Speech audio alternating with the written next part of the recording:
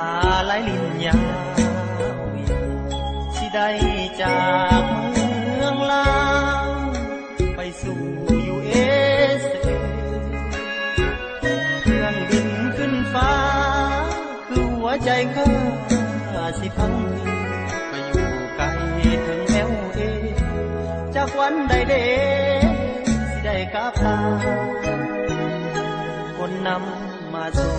น้ำตาไหลลงอาบน้ำตอนที่โบกมือลาน้ำตาแห้งไหลยาคิดฮอดที่พ่อคิดฮอดที่แม่ลุงป้าคิดฮอดแผ่นดินลาคิดฮอดผู้สาวคนเคยฮักกัน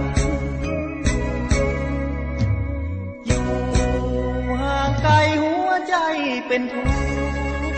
บางคนคงคิดว่าสุขความจริงทุกมาอนาหาเงินแดนไกลแต่ใจพัดคิดโหดบา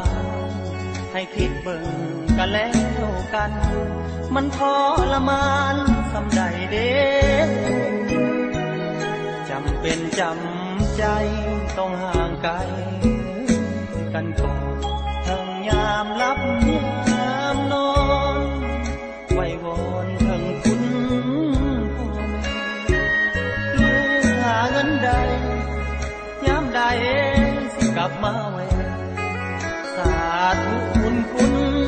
พ่อแม่รักษาลูกแลยามมือห่างไกล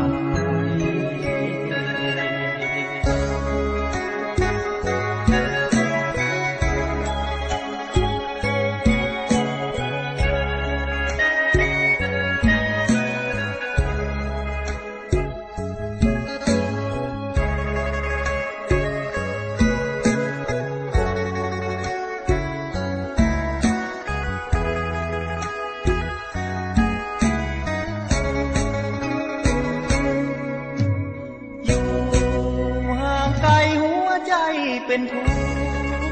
บางคนคงคิดว่าความจริงทุกมาก็ได้หาเงินแดนไกลแต่ใจพัดคิดโหดบาให้คิดเบิ่ง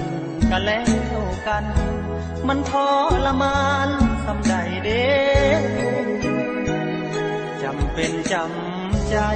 ต้องห่างไกลกันก่อนยามลับ